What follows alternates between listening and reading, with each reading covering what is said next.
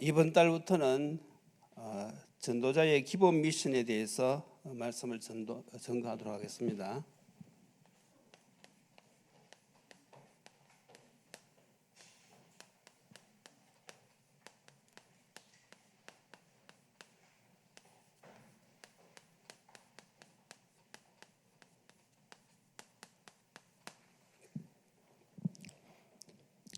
우리가 이 시대에 전도자로 살아가려면 기본 이 미션이 분명해야 되거든요. 그래서 하나님의 자녀들은, 특히 전도자들은 여기에 대한 분명한 그런 확신이 있어야 되겠습니다. 그래서 우리가 자꾸 이것을 놓치기 쉽기 때문에 우리가 나를 점검해야 됩니다.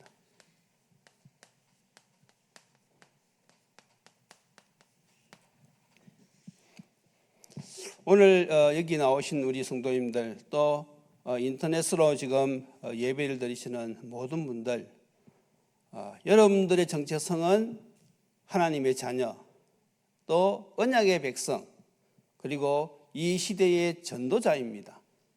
그래서 우리가 전도자로 살아가려면 항상 나를 점검해야 되는데, 크게 세 가지 방향으로 점검하면 되겠습니다. 자, 첫 번째가 무엇이냐? 첫 번째, 나의 체질은 무엇인가?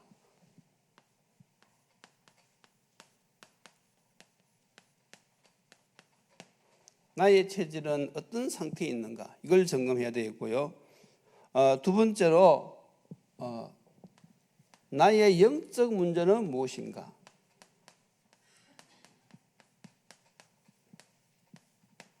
세 번째는 나의 신앙의 색깔은 무엇인가?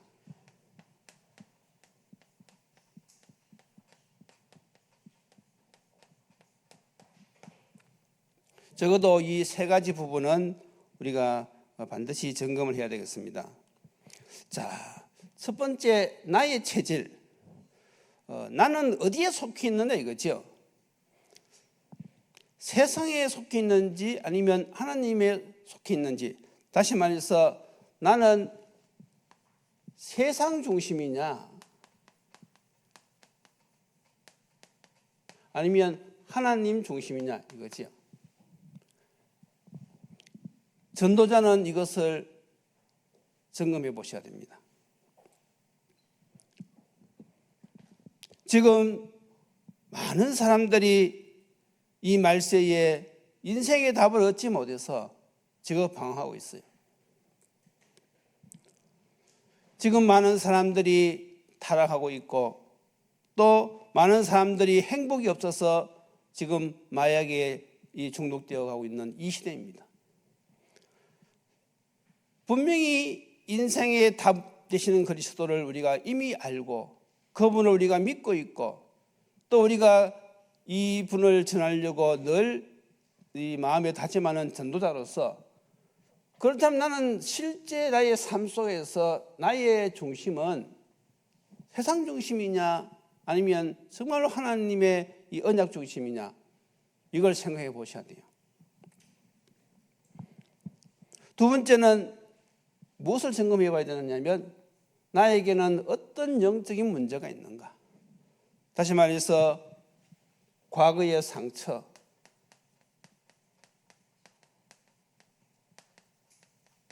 또는 원망, 불신앙, 자기 비하, 혹시나 이런 것에 내가 이런 함정에 빠져 있지 않느냐 점검해 보셔야 됩니다. 점검을 해야만이 우리가 이 함정에 빠지지 않고 거기서 빠져나올 수가 있거든요. 그리고 신앙의 색깔, 신앙관이지요.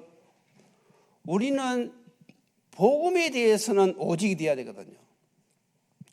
그래서 나는 지금 복음에 대해서 오직이냐 아니면 대충이냐 생각해 보셔야 됩니다. 성경은 주님이 오실 날에 가까울수록 우리가 깨어서 기도하라 그랬고, 또 반드시 우리가 이 복음을 전하라고 말씀하고 있어요. 그런데 우리가 전도자로서 자칫 잘못하면 우리가 세상 때문에 복음이 대충이 될 수가 있거든요. 그래서 이것을 어떻게 하라고요? 점검해 보시라고. 항상 전도자는 전도하기 이전에 먼저 이 세 가지를 우리가 점검해 보셔야 됩니다. 그리고 나서 이제 오늘 우리가 첫 시간인데, 우리가 하나님의 말씀 속에는 무엇이 있느냐 하면 언약이 있어요. 그 언약에는 흐름이 있다는 사실. 그래서 우리가 전도자의 기본 중에서 첫 번째가 우리가 어떤 기분이 되어 있어야 되는가 하면, 우리가 항상 언약의 흐름 속에 있어야 됩니다.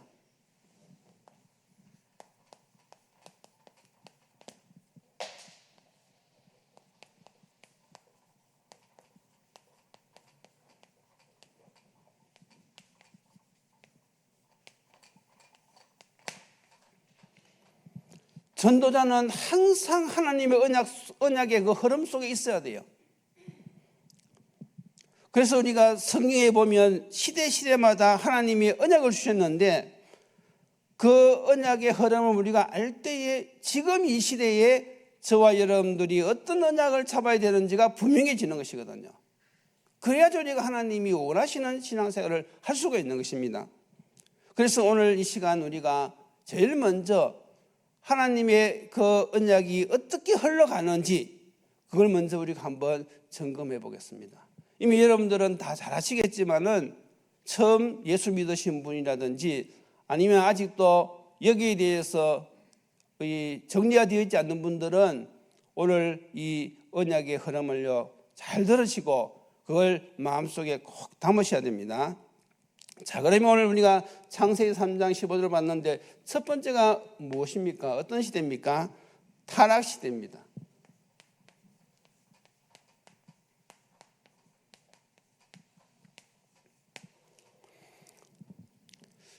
자, 이 타락 시대에 하나님이 주신 언약이 무엇입니까? 그것이 바로 오늘 읽은 본문 창세기 3장 15절. 반드시 우리가 이 성경 구절을 기억하셔야 되고요, 핵심 단어를 기억하셔야 됩니다. 핵심 단어가 무엇입니까? 여자의 후손.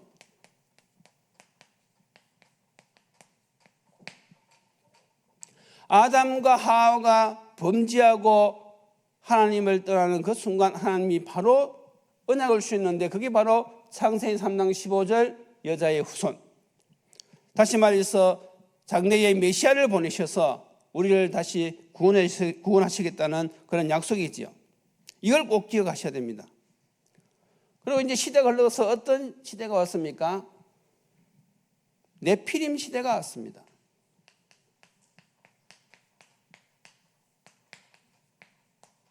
창세기 6장이죠.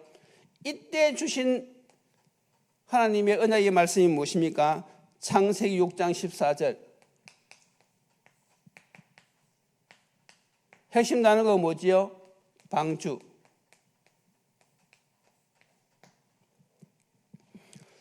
하나님은 이 시대에 노아를 부르셔서 뭐라고 말씀하셨는가 하면, 내가 물로 세상을 심판할 테니까 너는 방주를 만들어라 그랬겠어요. 그래서 이 시대의 노아는요 방주를 만들어야 됩니다. 하나님께서 왜 노아에게 방주를 만들라고 하셨을까요? 그 목적은 무엇입니까? 그것은 잘 알죠. 사람을 구원하기 위해서, 사람을 살리기 위해서.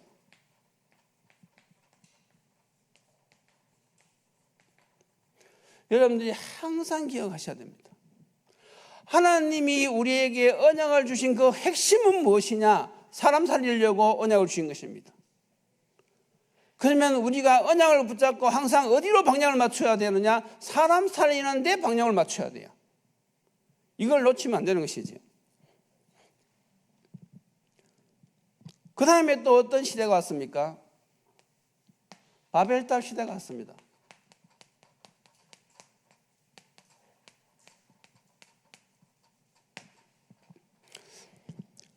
이 바벨탑 시대, 창세기 11장이지요. 하나님이 다시는 내가 물로 심판하지 않겠다고 약속하셨는데 그 시대 사람들이요, 그 하나님의 약속을 믿지 않고요, 무엇을 했는가 하면요, 탑을 쌓기 시작한 거예요.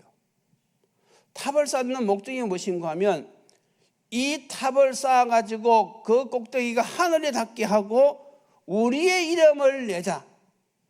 하나님은 다스리고 정복하는 것이 하나님의 뜻인데 이 사람들은요, 반대로 가는 거예요.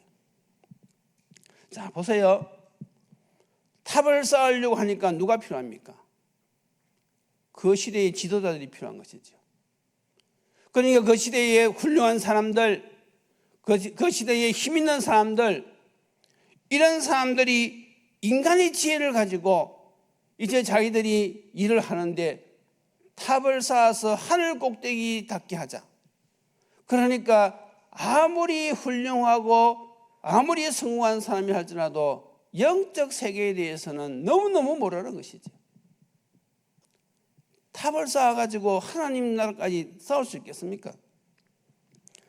여러분, 지금 이 세상도 마찬가지입니다. 지금 이 세상에 세상적으로 볼 때는 훌륭한 사람들이 많지요. 세계 정치를 좌우지구지하고 세계 경제를 좌지우지하는 그런 사람들도 너무너무 똑똑하지만은 영적 세계에 대해서는 전혀 무지합니다. 여러분들 이것을 아셔야 돼요. 그래서 이 바벨이란, 그러니까 결국 하나님이 보실 때는 하나님 뜻하고 안 맞거든요. 그래서 언어를 혼잡케 해가지고 그 탑 쌓는 일을 중단시켜버렸어요. 바벨이란 뜻이 무너진다는 뜻이거든요. 그래서 이때 하나님은 누구를 택하셨는가 하면 창세기 12장 1절에서 3절 아브라함을 부르셨어요. 그리고 아브라함을 부르셔서 뭐라고 말씀하시는가 하면 내가 지시할 땅으로 가라. 거기 바로 무엇입니까? 가나안 땅.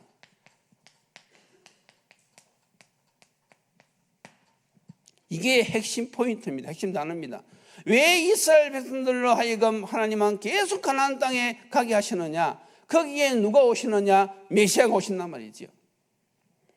그래서 하나님이 아브라함 보고 가라고 했을 때는 아브라함도 아마 잘 몰랐을 거예요. 그런데 하나님은 벌써 아브라함의 시를 통해서 세상을 살릴 세계복음화에 이미 계획을 가지고 계시고 그걸 성취하시려고 부르신 것이죠. 그래서 마태복음 1장에 보면 뭐라고 나옵니까? 아브라함과 다윗의 자손 예수 그리스도의 세계라. 그래서 이제 아브라함부터 시작해서 그리스도가 오실 족보가 다 시작이 되는 것입니다. 그래서 언제든지 우리가 성경을 볼 때에 이 핵심 단어를 잘 기억하고 있어야 되죠. 그런데 이제 이스라엘 백성들이 애굽에 와가지고 이 언약을 또 놓쳐버렸죠. 그래서 어떤 시대가 왔습니까? 애굽의 노예 시대가 왔습니다. 이때 하나님이 모세를 부르셔서 주신 말씀이 무엇입니까? 출애굽기 3장 18절 피제사.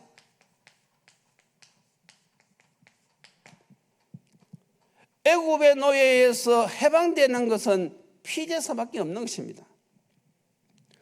다시 말해서 이것을 영적으로 말하면 구원이지요. 우리가 구원받는 유일한 길은 예수 그리스도의 보혈의 피를 믿는 것입니다. 그거 외에는 다른 것이 없어요. 그래서 여러분들이 피제사의 그 의미를 알고 우리를 위해서 십자가에서 죽으시고 부활하신 그 예수님을 나의 구세주로 영접하는 그 순간 우리는 사단의 노예, 다시 말해서 지옥의 권세, 마귀의 권세, 여기서 우리가 빠져나오는 것이지요. 피제사입니다. 자, 그리고 이제 이걸 놓치니까 또 그 다음 어떤 시대가 왔습니까? 포로 시대가 왔습니다.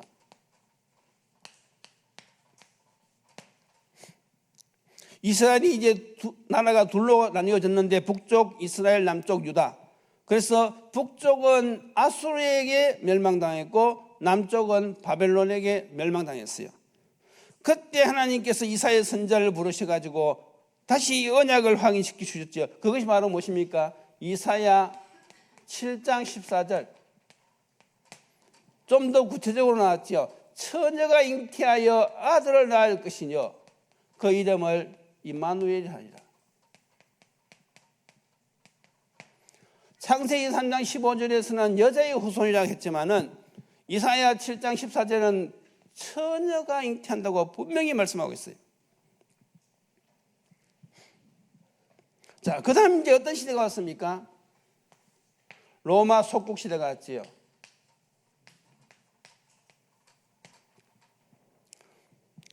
이때 이제 예수님이 이 땅에 오셨어요. 오셔가지고 마태복음 16장 16절 베드로를 통하여서 주는 그리스도시요 살아계신 하나님의 아들이십니다. 분명한 이 그리스도의 언약을 선포하셨죠.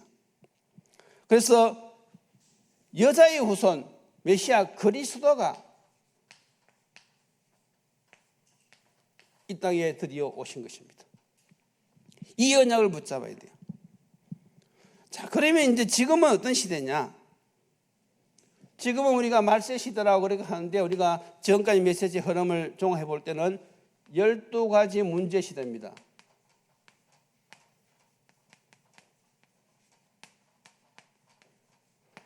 열두 가지 문제 그러면 여러분들 잘 아시죠? 창세기 3장, 6장, 11장, 사도행전 13장, 16장, 19장, 그리고 불신자 6가지 상태.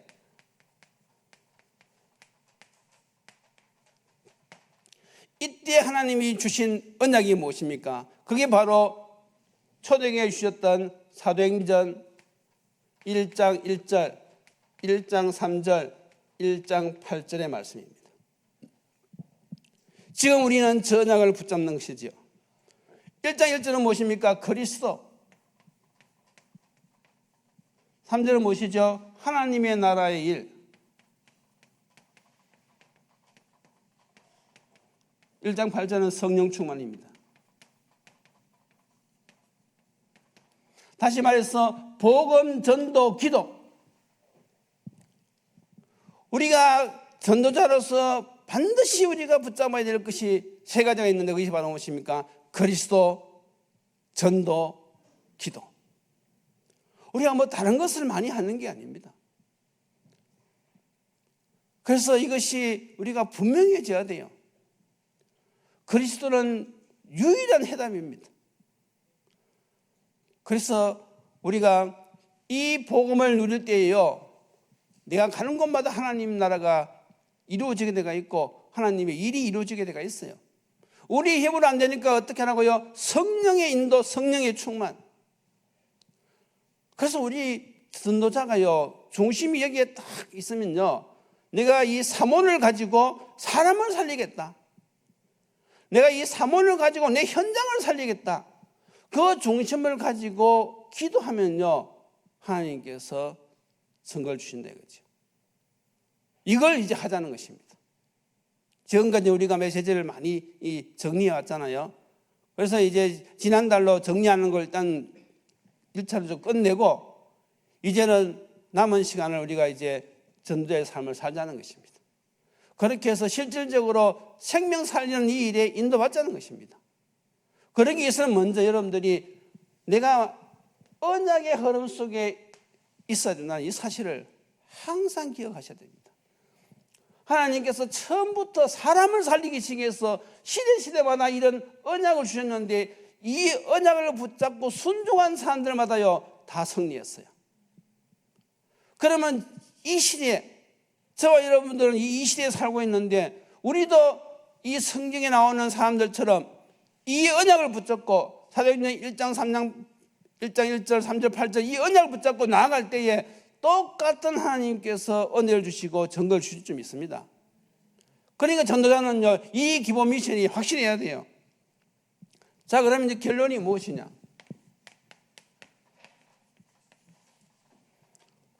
우리가 이제 이 언약을 분명히 잡았는데, 그럼 우리가 지금부터 이제 구체적으로 어떤 자세를 가지고 이 언약을 우리가 붙들고 순종할 것인가? 이게 중요하단 말이죠. 첫째가 무엇인가 하면 시편 23편 1절입니다. 다윗이 뭐라고 고백했습니까? 여호와는 나의 목자시니 그랬어요. 나의 목자.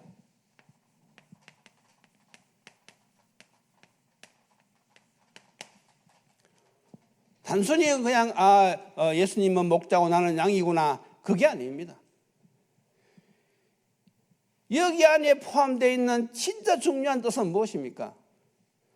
바로 예수님, 양과 목자는요 생명의 관계입니다. 양은요 목자 없으면 죽어요.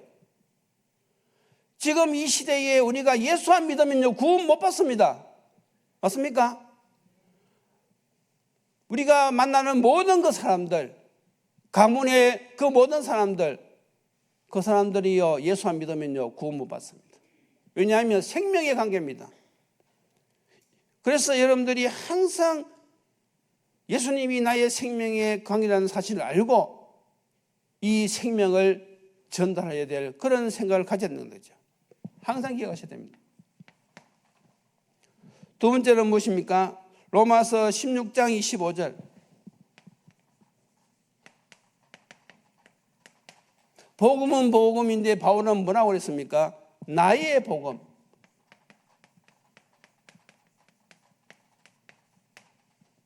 복음이 나의 복음이 되어져야 되는 것입니다. 그러니까 복음이 각인뿌리 체질이 되어야 된단 말이죠. 그러니까 오직 복음이 되어져야 되는 거예요. 오직 복음. 그 다음에 무엇입니까? 갈라디아서 2장 20절.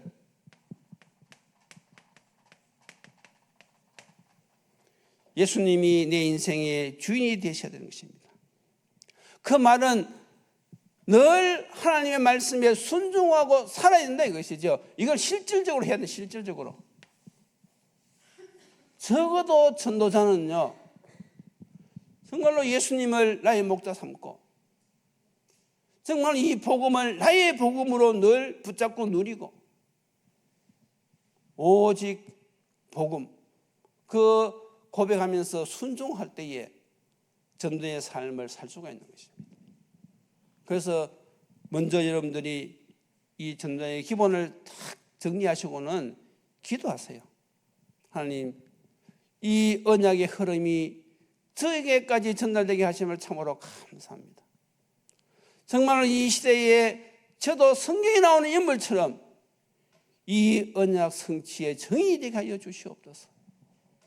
하나님, 저에게 성령으로 충만케 해 주옵소서. 만남의 축복을 주시옵소서. 가는 곳마다 하나님이 함께 하시는 증거를 주옵소서. 여러분들이 전도자로서 이렇게 늘 고백하고 하나님을 의지할 때에 하나님께서는 동일하게 인도하실 줄로 믿습니다. 이 일에 정인되시기를 예수님 이름으로 축원드립니다. 기도드리시겠습니다. 감사합니다. 하나님, 우리를 구원하시려고 언약을 저희들에게 주시고 그 언약이 저희들에게까지 전달되게 하심을 참으로 감사합니다. 아버지 하나님, 우리가 받은 이 언약, 예수 그리스도의 이 복음, 이 복음이 나의 복음이 되어지게 하여 주옵시고 더 나아가서 이제는 가정을 살리고 현장을 살리고 후대를 살리고 시대를 살리는 이 일에 저희들이 인도받으며 정인되게 하여 주시옵소서. 이 일을 할 수 있는 우리 교회가 되게 하시고 또 초대교회에 주신 그 응답이 우리 교회에 임하게 하여 주시옵소서. 그래서 날마다 성전에 있든지 집에 있든지 예수가 그리스도임을 가르치기와 전도하기를 쉬지 않는 교회가 되게 하여 주옵시고 정말 생명이 살아나는 교회가 제자가 세워지는 교회가 되게 하여 주옵시며 후대가 세워지는 교회가 되게 도와주시옵소서. 예수님 이름으로 기도드리옵나이다. 아멘.